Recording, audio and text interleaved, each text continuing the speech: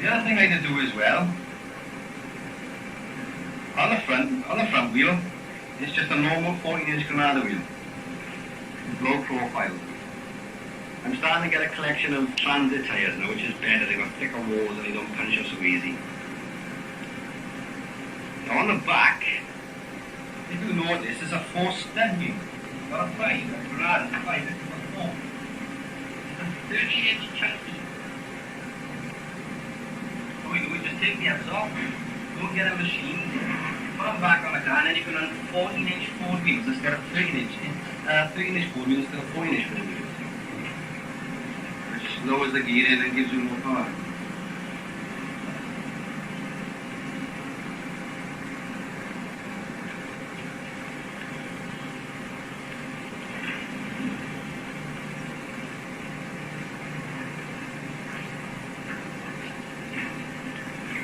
On the boot end, make the boot nice and solid. You got one in the middle.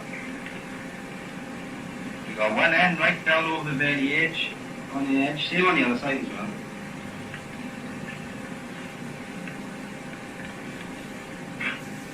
And there you are. Also, I got on the front as well. I got the toe there. In case I never stuck and I'm broken down, you can toe it off. You know exactly which one to go. You'd be surprised that a lot of them don't know what they're doing. But just to make it, I know they're going to go for it then. Just putting the chain on and throw me back to the pits if they need it.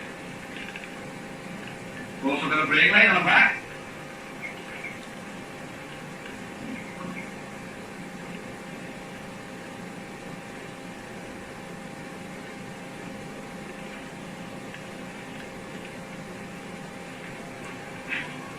That's my colour, that is orange and black with a triangular shape on the back, triangular shape on the front end as well. That's my colour, that is. You get a colour, you think of an idea of how you want to paint it and what colours you want to paint, and you intend to stick to it then. It's all done for safety, it's all fun, everything about the car. At the end of the day, you've got to be safe.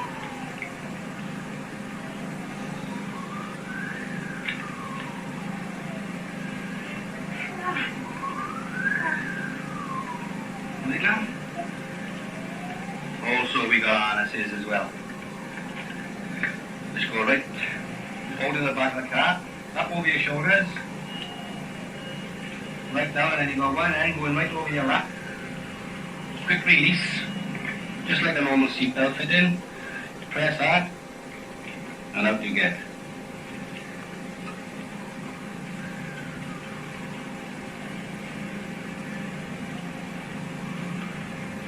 Oh, and the other little things I could do as well, like the switch I was on about earlier on the bonnet, I just got a sign saying emergency cut off and arrow pointing.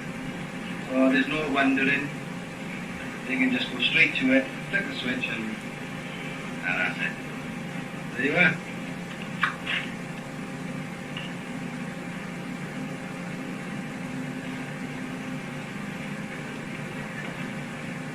A lot of people, they just run, either if they've got a 2.8 engine, they'll just run a 2.8 car.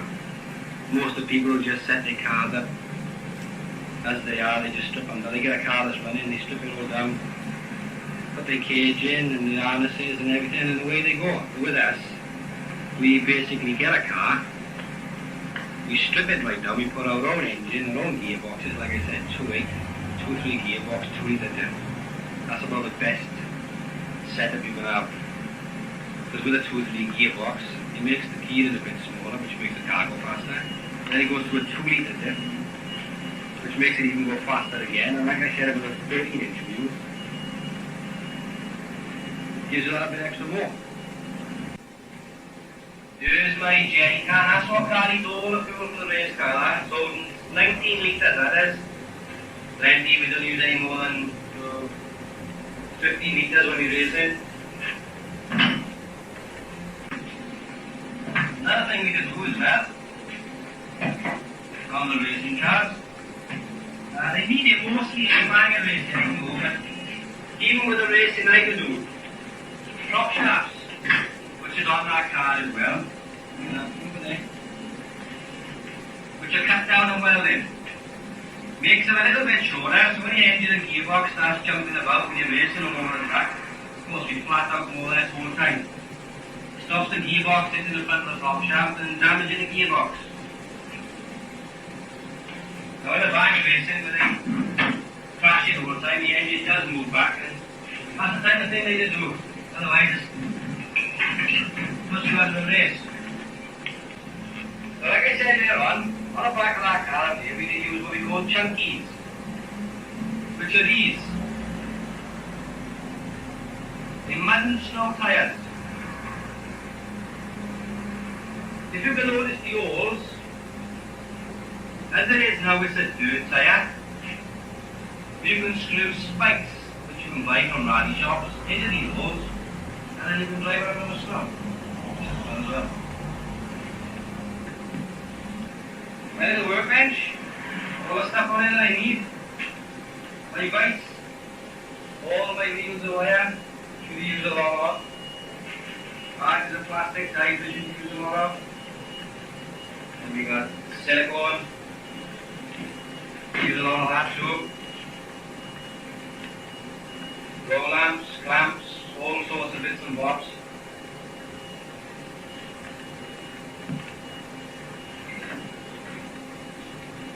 Now, talking about the bench, one of the good ideas is done about the garage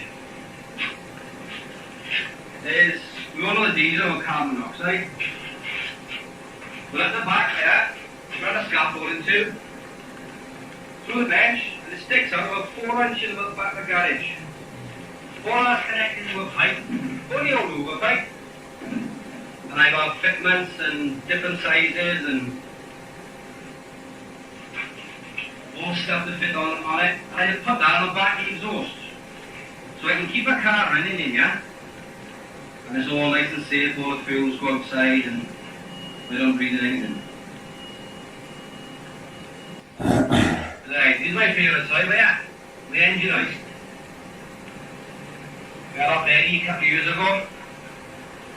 Not only does it lift up the engine and gearboxes when I want to tune them, but if I need to get another car quick, just drive or reverse the car in where, wrap it on the front and have it goes. Box of spare parts. Use my bottle I keep there, which I use when I'm welding. My welder stays in the house because if it gets a little bit damp here, it damages the wire on the welder. So that'll stay in the house and my bottle stays there.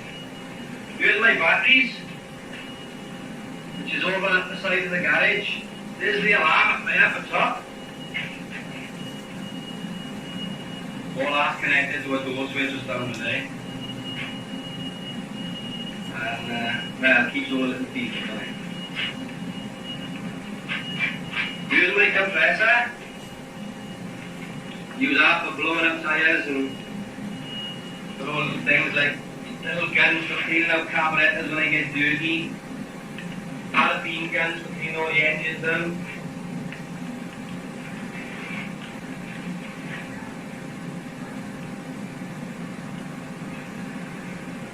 Another 2 V6s in there. All spares, I got 4 here. One I go ready to go in my car, which is in 2 weeks. There's 2.3.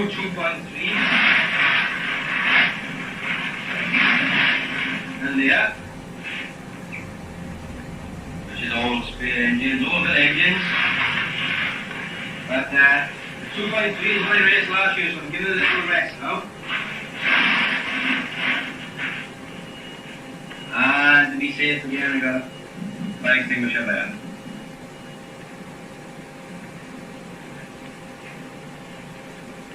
The other thing we need to do as well, when we race cars like Sierras and Capris and type of cars like that, we need to put on strut braces because the shock absorbers actually come through underneath the bonnet of the car. We need to weld that tube in an angle iron. And we run these. These bolt on top of the shock absorbers, one here, and that one here. And an S-frame end just sits all nice and cozy. This is made for a Sierra, this sits all nice and cozy right inside the bucket. then you've got the angle line across here then, which is all welded together. Everything is welded together, and that stops it all collapsing. Because when you go up what we call struts, which is shock and rubber stick outside the car, they do it intend to fall in, and the cars don't last very long there. The setup I always use, usually, it's only the last year I've gone into V6s. I've always used 2 litre overhead cam Fords, 4 branch manifold, 3 litre carburetors, 1600 gearbox, and 1600 diff. Well, the cars today do get faster and faster, so you've got to go with this bit.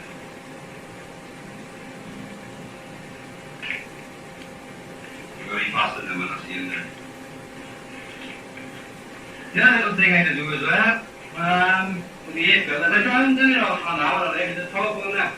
So when I used to run the 2 litre Fords, another good thing, people that go and buy K&N filters, which are £50 a piece. And once they get chock-a-block and stinky and dirty, you've got to keep your place on. What we've done is cut the inside of the air filter away, which is exactly the same technique, same thing as a K&N air filter. Pull the top and the bottom back together again, stick it on the car, and then when this gets damaged or worn or needs a change, you just pop off the top and you air filter back inside and away to go again. That's a cheap way of making a K&N filter. Just cut the end out. There you are.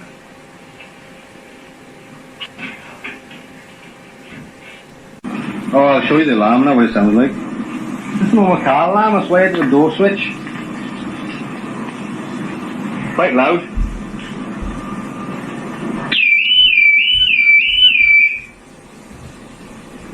As long as it sends them running, that's all we want. Just a key in a side of the garage to activate it, and the doors are shut. There you are. We're back to the button to make an alarm system.